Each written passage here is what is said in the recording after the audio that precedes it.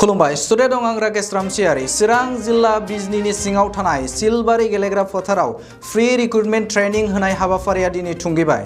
बे हाबाफारियाव बाहागो लानानै UPPLनि अर्गेनाइजिं सेक्रेटारि फनिन बर' बिथाङा बड'लेण्ड बुब्लिनि खौरांगिरि मोगथां बर'नि सोंथियाव माखासे बाथ्रा बुंथिदों।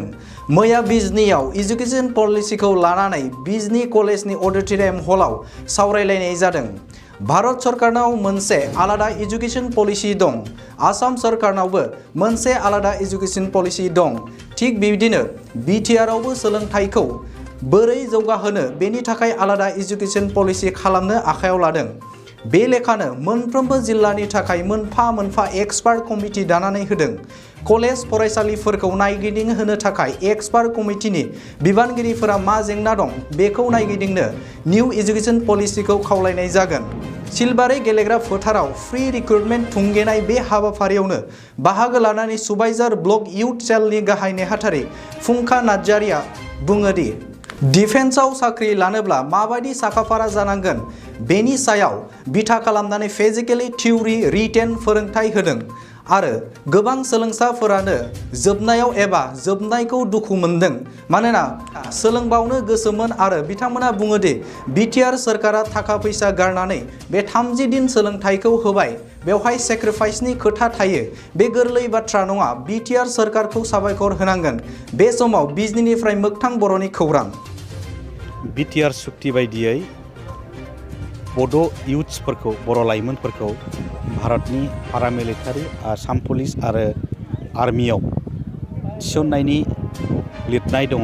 बे लेखा दुलाराय बर' फरायसा आफाद NDP आरो UPPL बे मोनथाम आफादनि बानजायनायाव जायगा जायगा जेरै स्नि हालामनि सिङाव सिलबारिनि फोथार आरो उलुबारिनि फोथार बे मोननै फोथाराव जोंनि लाइमोनफ्रा जाहाथे बे पारामिलिटारि आसाम पुलिस आरो आर्मियाव गोरलैयैनो जाहाथे साख्रिखौ मोननो हायो, बेनिखायनो खारनाय बारनाय फिजिकेल फिटनेस रिटेन टेस्ट बिनि थाखाय 1 दाननि थाखाय बेसेन नाङा लाबानो बे कचिं केम्पखौ खालामदों आरो खालामनानै दिनै जोबथा क्लजिं सेरेमनि बे जाफैबाय।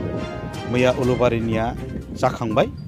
दा बेवहाय जोंनि जायफोर लाइमोनफ्रा जागायनायनिफ्राय जोबजासिम बाहागो लाफैदों बिथांमोना दिनै फोरमायदों जे जों बोरै रिटेनखौ होनांगौ बेखौबो सोलोंबाय, बोरै बारनांगौ बोरै खारनांगौ बेखौबो सोलोंबाय आरो फंबाय बिनानावमोना आसाबादि रिक्रुटमेन्टआ जायोब्ला एकर्ड बायदियै फ्रि बड' लाइमोनफोरखौ साख्रियाव होनाय साख्रि थिसननाय बेखौ गोरलैयैनो मोननो हागोन बे बाथ्राखौ बुंदों। जोंनि थांखिया जाबाय भारतआव गोबां सुबुं अनजिमा दं आरो बे सुबुं अनजिमाफ्रा गासैबो जोंनि सेंग्रा सिख्लाफ्रा गभर्नमेन्ट साख्रि मोनजोबनाय नङा बा इन्जिनियार डक्टर जाजोबनाय नङा। बेनिखायनो पारामिलिटारियावबो जायफ्रा फिजिकेल फिट जायफ्रा रिटेन टेस्टआव हायो बै सेंग्रा सिख्लाफोरखौ जोंनि इन्डियान आर्मि बा आसाम पुलिस बा गुबुन गुबुन SSB BSF जियानो जाया मानो बेयाव थिसननो हानायनि थाखाय नैबे प्रग्रामखौ खालामनानै होनाय जादों।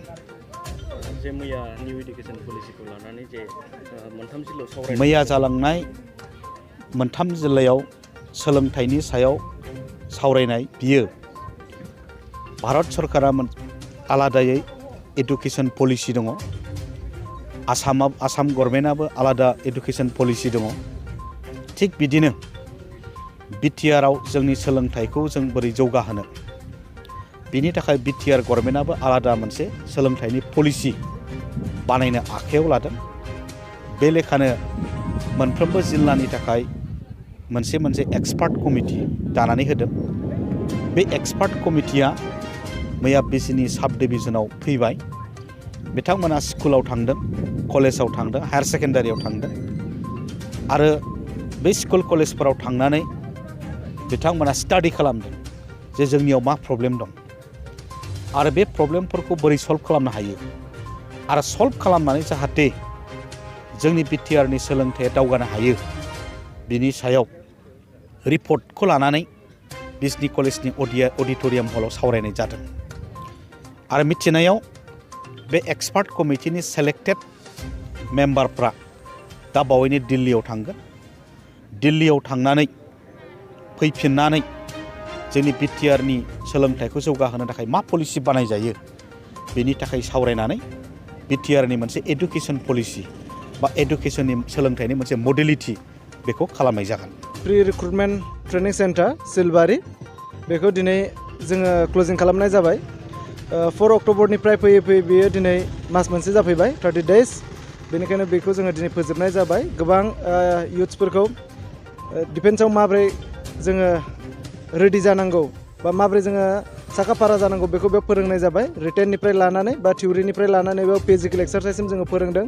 गासैबो स्टुडेन्टसफ्रा गोजोननाय मोन्दों। गोबाङा दिनै दुखु मोन्दों, दिनै क्लजिं खालामथ'नो नाङामोन, जोङो फैबावनो गोसोमोन, सोलोंबावनो गोसोमोन बेबायदि बुंदों।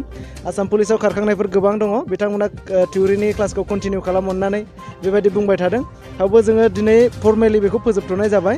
आसाम पुलिसाव खारखांनानै थानाय, आर्मियाव खारखांनानै थानाय जोंहा बेयाव 15 जनसो गथ'फोर दङ। बिसोरनि थाखाय जों आलदा मोनसे थिउरि बेबायदि क्लास खालामनो थाखाय सानबाय थादों। बेखौ जोङो थाबैनो मावफुंगोन। आरो बे समाव आङो साबायखर बावनो सानदों जोङो बिटिसि गभर्नमेन्टखौ, प्रमद बर' सारनि दैदेननाय जि बिटिसि गभर्नमेन्ट बेयो बेखौ थाखा फैसा गारनानै दिनैहाय बे प्रग्रामखौ खुंफुंनानै होबाय। 30 days बेबायदि प्रि रिक्रुटमेन्ट ट्रेनिं होनाया गोरलै बाथ्रा नङा।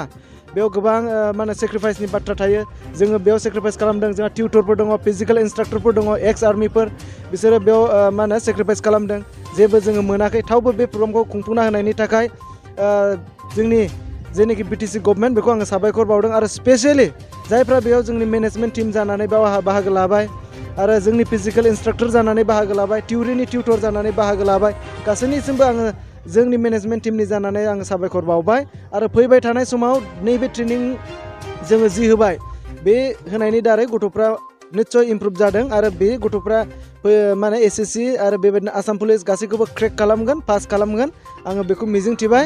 आरो बयनिसिमबो साबायखर बावफिननानै जोङो दिनैनि बे प्रग्रामखौ क्लजिं खालामनाय जाबाय। लोगोसे जोङो दिनै बेयाव एन्टारटेनमेन्ट माखासे लाबोदों, जोङो स्पर्ट्सबो माखासे लाबोदोंमोन दाख्लैफोर, बिनि प्राइज डिस्ट्रिबिउसन प्रग्राम बेयाव दिनै जाबाय। आरो बेजों लोगोसे दिनै बेयाव माखासे एन्टारटेनमेन्ट जों मोसानायबो हाबाफारि लादों गथ'फोरनि गोसोखौ खुसियैनो हगार हरनो थाखाय। गथ'फ्रा गोबां दुखु मोन्दों, थाब फोजोबद्रायबाय होननानै गथ'फ्रा बेखौ नांबावगौमोन होनबाय थादों। गोबांहा थेवबो जोङो बेखौ फोजोबनांगौ जाबाय। जोंहा माखासे एसएससिनि एग्जामा जानोसै, एडमिट डिक्लेयार होबाय, बेनिखायनो बेखौ फोजोबथ'नाय जाबाय। फैबाय थानाय समाव बिटिसिनिफ्राय बेबायदि पार्मानेन्ट मोनसे प्रि रिक्रुटमेन्ट सेन्टारफोर थागोन जायगा जायगा, आङो बेखौ मिजिंथिबाय। आरो बेखौ बिटिसि सरकारा थाबैनो मावफुंथों, आङो बेखौ खावलायबाय।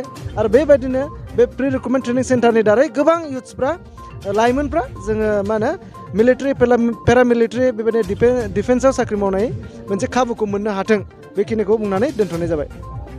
बाक्सा जिल्लानि सिङाव थानाय बासबारि रेन्ज बेकि जंगल उड्स रिजर्ट, मानास नेशनेल पार्क, बे समायना रिजर्टआव नोंथांमोना बर'नि ट्रेडिशनेल फुड्स, गोथाव अमा बेदर सावनाय, एवनाय लकेल दाउ बेदर, बोरमा बेदर बायदि बायदिफोरखौ मोनजानायजों लोगोसे बाहेरायाव थानो थाखाय टेन्टनि सुबिदा दङ। Bonfire, jeep safari, rafting, elephant ride, tea garden walk, आलादा आलादा एसि गोनां खथानिबो सुबिदा दङ। बे सुबिदाखौ लानो थाखाय नैबे नाम्बाराव फन खालाम 9104974956 एबा 9707614012 आरो 98648327734।